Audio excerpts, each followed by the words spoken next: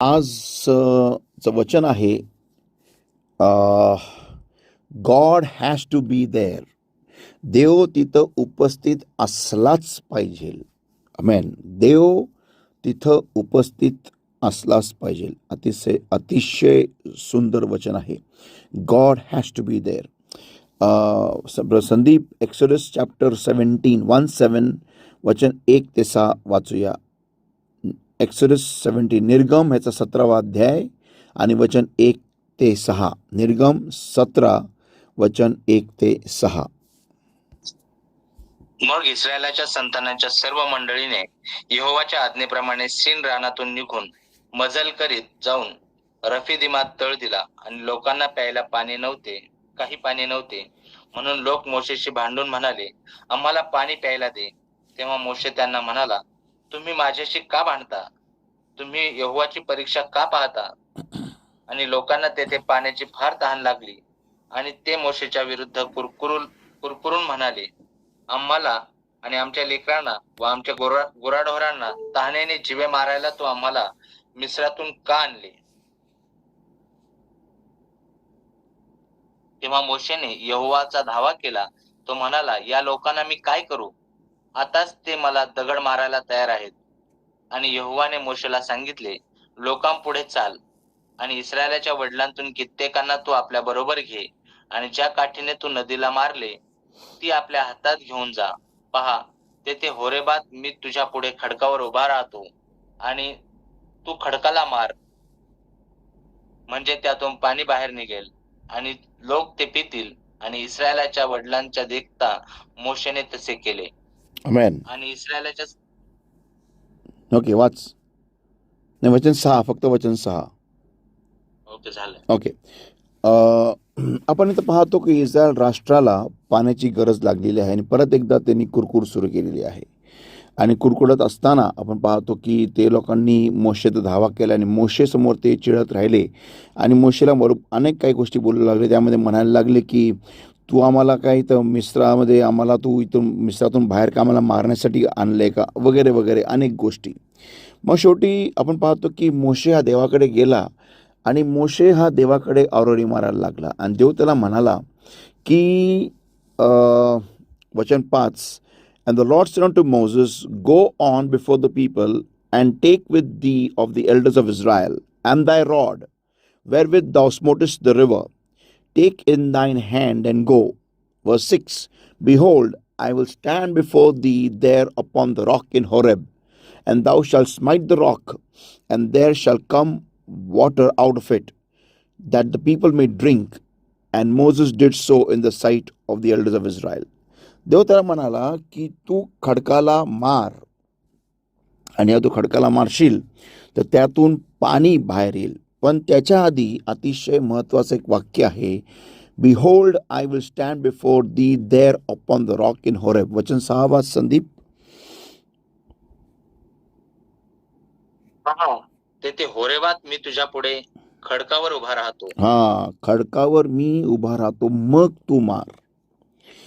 पुष्कळदा आपण हे एक वाक्य विसरतो. एक एवढंसं लहानसं वाक्य, पण ते फार पॉवरफुल वाक्य आणि फार गेम चेंजिंग वाक्य आहे. म्हणजे तुमचा पूर्ण खेळा तो पलटू शकतो. हे एक लहानसं वाक्य तुमच्या जीवनामध्ये जे काय अरिष्ट सैतान आणू इच्छित आहे, तुमची फजिती जी सैतान चार चौघात करू इच्छितो, तुमच्या जीवनामध्ये जे काय सैतानाचा नाच तांडव हा सैतान करू इच्छितो, तो एका ह्या लहानशा वाक्यामुळे पूर्ण तो गेम चेंज होऊ शकतो. पूर्ण स्थिती बदलू शकते, पूर्ण स्थिती पालटू शकते.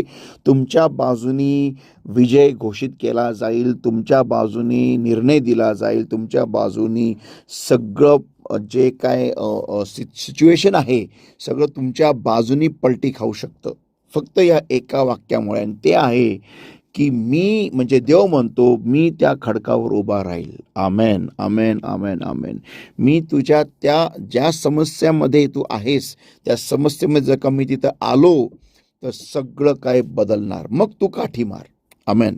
संतो, आपण काय करतो माहिती आहे का, आपण काठ्या मारत बसतो इकडे तिकडे उगच फुकडचं, टना टन टना टन टना टन, दे फटके दे फटके, हा प्रयत्न तो प्रयत्न, हा प्रयत्न तो प्रयत्न, हे कर ते कर, हे कर ते कर. पण आपण एक गोष्ट विसरतो, त्या प्रयत्नाला यश आणणारा देव आहे. आपण उघड्या स्तोत्र 127, स्तोत्र 127 आणि वचन 1, साम 127 अँड वर्स 1. वाच संदीप. स्तोत्र 127 वचन 1.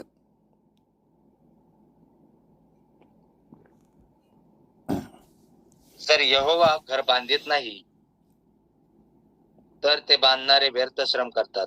हा, यहोवा जर नगर राखीत नाही तर पहारेकरी व्यर्थच जागा राहतो. बरोबर आहे. काय, जोपर्यंत देव तुमच्या योजनेमध्ये नाही, जोपर्यंत तुम्ही देवाला तिथं आणत नाही, तोपर्यंत तुमच्या कोणत्याच श्रमाला यश मिळणार नाहीये संत हो.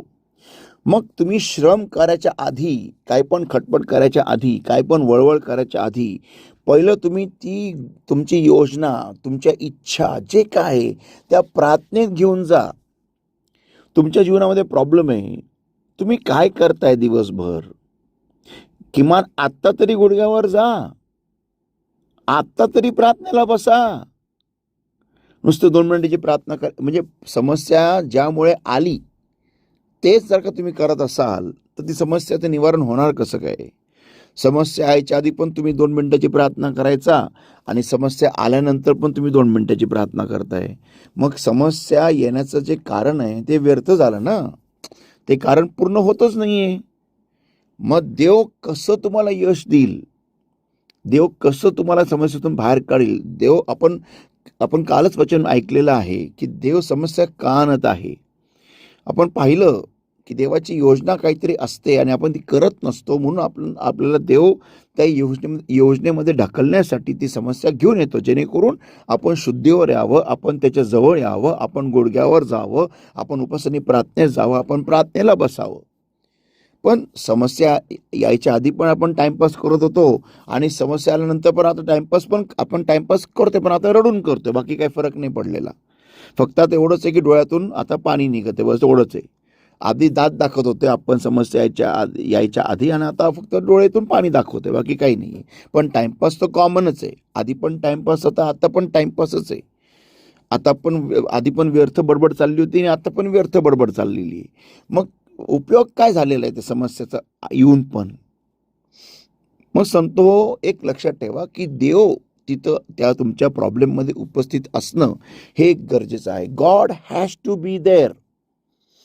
देव तिथं असलाच पाहिजे. आता कोणी म्हणेल पण पास्टर देवाला आणायचं कसं? हा प्रश्न आहे. देवाला आणायचं कसं? बघा संतो, एक लक्षात ठेवा, देवाचा ना एक स्वभाव आहे, आणि स्वभाव असा आहे, देवाला ना त्याचे लेकरं समस्येमध्ये असलेले आवडत नाही. हा देवाचा स्वभाव आहे. मी परत सांगतो, हा देवाचा स्वभाव आहे. काय स्वभाव आहे की त्याला त्याचे लेकरं समस्येमध्ये असलेले आवडत नाही, एकटे. मग तो काय करतो? तो खुद्द त्या समस्येमध्ये तुमच्या बरोबर उतरून येतो. This is the nature of God. ज्यावेळेस दानिएलाला सिंहाच्या गुहेमध्ये फेकलं होतं, त्यावेळेस आधीच देवानी त्याचं दूध पाठवून सिंहाचे तोंड बंद केले होते. कारण आपल्याला आठवतं की ज्यावेळेस त्याचे शत्रू, दानिएलचे शत्रू, ज्यावेळेस त्यांना आतमध्ये टाकण्यात आलं, तर ते बायबल सांगतं ते खाली उतरण्याच्या आधीच सिंहांनी त्यांना खाऊन टाकलं होतं, त्यांच्या भांड्यांचा भुगा केला होता. ते त्या गुहेमध्ये खाली तळाला पोहोचण्याच्या आधीच त्यांना त्यांच्या हड्ड्यांचा भुगा झाला होता.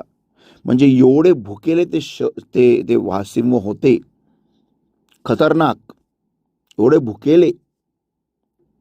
संतो, विचार करायची गोष्ट आहे की अशा परिस्थितीमध्ये म्हणजे देवानी आधीच त्याचा देवदूत पाठवून त्या सिंहाचं तोंड बंद केलेलं होतं. वाव, आधीच.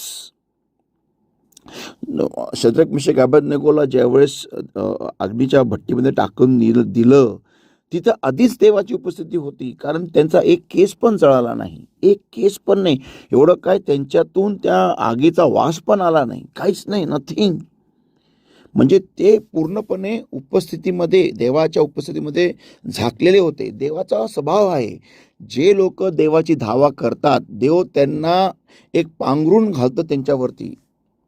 जसं एक कोंबडी आपल्या पिल्लांना तिच्या पंखांखाली लपवते ना, तसं तो देव त्याच्या लेकरांना जेव्हा ते देवाचा ज्यावेळेस धावा करतील, लगेच देव त्यांना एक पांघरून घालेल, लगेच झटक्यामध्ये.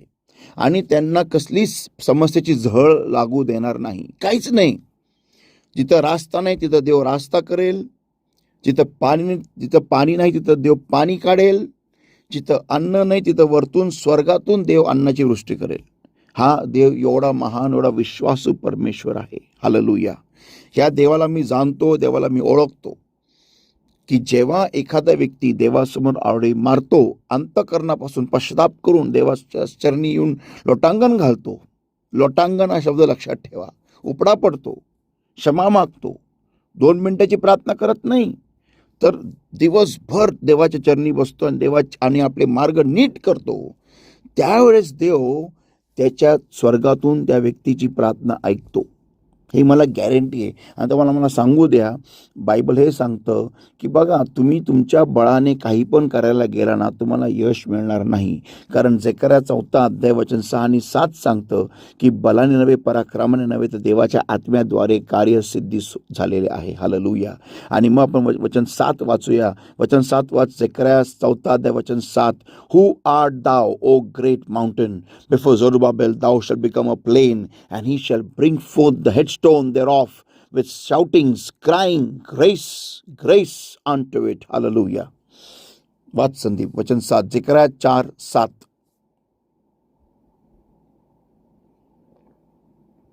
अरे मोठ्या पर्वतात, तू कोण आहेस? तू जरुबाबेला पुढे सपाट भूमी होशील, आणि तो याला कृपा असो असा हर्षणात करीत माथ्याचा धोंडा बाहेर आणेल. आमेन. तर संत हो, तो मोठा पर्वत म्हणजे तुमची समस्या. तुमच्यासमोर असं तोंड घेऊन अशी उभी आहे, मोठा करून. पण देव म्हणतो त्या पर्वताला, अरे मोठ्या पर्वता, तू कोण आहेस? तू जरुबाबेलासमोर म्हणजे माझ्या लेकरासमोर तू सपाट भूमी होशील. सपाट भूमी का? कारण तिथं देवाचा आत्मा उतरून आलेला आहे. हालेलुया.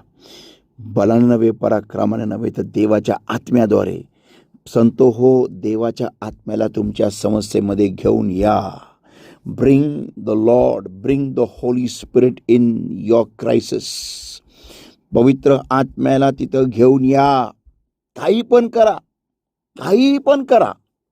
गोंटाट नेसा, राख लावा, पश्चाताप करा.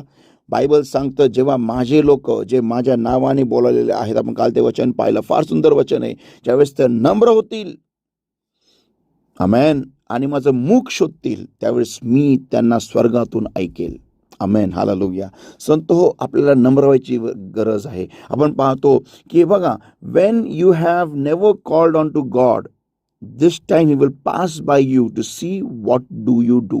ज्यावेळेस तुम्ही देवाला कधीच आरोळी मारलेली नाही आहे, नीट कधी प्रार्थना केलेलीच नाही आहे, तुम्ही इकडं धावपळ तिकडं धावपळ, हा वैद्य तो वैद्य, हा कर्ज देणारा तो कर्ज देणारा, हा म्हणजे प्रॉब्लेम मिटवणारा तो प्रॉब्लेम मिटवणारा, हा बोलेल तो बोलेल, इकडं तिकडं धावा घेतलेला आहे बारतिमेसारखं आणि त्या रक्तस्त्रावाच्या स्त्रीसारखं.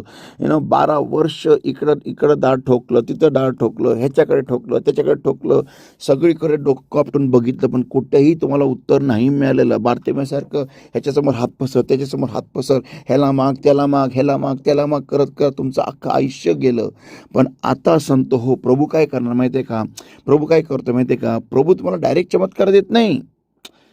का देत नाही? कारण देवाने तुम्हाला अनेकदा पहिला चमत्कार दिलेला आहे न मागता. देवाने तुमच्या झटक्यामध्ये उत्तर तुम्हाला दिले, पण देवाने पाहिलं, त्यानंतर तुम्ही काय केलं? त्याच्यानंतर आपण काय केलं? ते उत्तर झटक्यात मिळालं ना, आपण काय केलं? आपण मग जगामध्ये गेलो, मग जगाच्या गोष्टीमध्ये आनंद करायला लागलो. कारण आपले आजचे दिन आले होते, आपण फार एन्जॉय केली, फार हा ही, इथं फिर तिथं फिर, इथं फिर तिथं, इथं एन्जॉय. आपण देवाला काही जुमानलंच नाही. हेड काय करायचं देवाचं? मग आता देव काय करतोय? देव आपल्याला उत्तर देत नाहीये. देव आपल्या समोरून जाईल, आपल्या गावातील पण घरी नाही येणार. हा प्रॉब्लेम आहे. आपल्या समोरून जाईल पण थांबणार नाही. That is the problem. पण देव तर आलाय ना. हे बघा, देव आलाय आणि देव हे बघते की माझं लेकरू काय करतं, आता तरी काय करतं. मग भारतीमयसारखं मोठमोठ्याने ओरडून प्रभू रस्त्यात थांबवतं, किंवा त्या रक्तस्रावली स्त्रीसारखं त्या मृत्यूच्या शय्येवरून बाहेर निघून, त्या मृत्यूच्या घरातून बाहेर निघून फरफडत का होईना, रक्तबंबाळ का होईना, फरफडत प्रार्थना जमत नाही तरी पण करत प्रभू येशूच्या रक्ताच्या काठाला स्पर्श करतं का, हे प्रभू पाहत आहे. आज तुम्ही तुमच्या घरामध्ये एका प्रॉब्लेममध्ये असाल, पण तुम्हाला वाटत असेल तुम्ही एकटे आहात. नाही, तुमच्या प्रॉब्लेममध्ये तुमच्याबरोबर तिथं प्रभू येशू ख्रिस्त उभा आहे, हे पाहत आहे. बघू आज माझं लेकरू काय करतं, बघू माझे लेकरं आज काय करतात, बघूया. बघू माझा हवा किती करतात का असेच झोपून पडतात, असेच लेंगारत पडतात, असे टाइमपास करत बसतात, असेच फोनवर गप्पा मारत बसतात, बघू काय करतात, बघू. आणि मग तुमच्या ह्या जगात तुम्ही प्रार्थनेला बसला आणि खरोखर अंतकरणापासून तुम्ही देवाला जगा मागितलं, देव तुम्हाला चमत्कार देणार, 100% देणार. मला गॅरंटी आहे. तो यावे इरे आहे, तो यावे राफा आहे, तो प्रत्येक गरज पुरवठा करणारा परमेश्वर आहे. तो तुम्हाला उत्तर दिल्याशिवाय राहणार नाही, उत्तर देणारच. आज सूर्य मावळाच्या आधी तुमच्या हातात तुमचं उत्तर येणार म्हणजे येणारच, ही गॅरंटी मी तुम्हाला सांगतो प्रभू येशू नावामध्ये. हालेलुया, येणारच. पण त्याच्यानंतर तुम्ही काय करता? मग उद्याचा दिवस उजाडला की परत झोपून पडले, परत आराम, परत धमाल, परत मजा, परत हाजा, परत इथं फिर तिथं फिर, मग एन्जॉय, मग प्रार्थना नाही, मग चर्चला यायला टाईम नाही, मग परत तेच सुरू. ते होते का खरोखर आता नाही, इथून पुढे आम्ही देवाच्या मार्गात चालूया, हा निर्णय आपला असतो संतो हो. म्हणून संतो, निराश होऊ नका. एकच गोष्ट लक्षात ठेवा की तुम्हाला तिथं देवाला आणणं गरजेचं आहे. God has to be there. नुसतं खडक मारत बसू नका, टन काठी फुटून जाईल हो. नाही, जका एका फटक्यामध्ये जर का तुम्हाला उत्तर हवं असेल तर त्या दगडावरती देव उभा आहे का, पहिलं हे बघा. Have a great day everybody. God bless you and see you again tomorrow evening. Praise the Lord.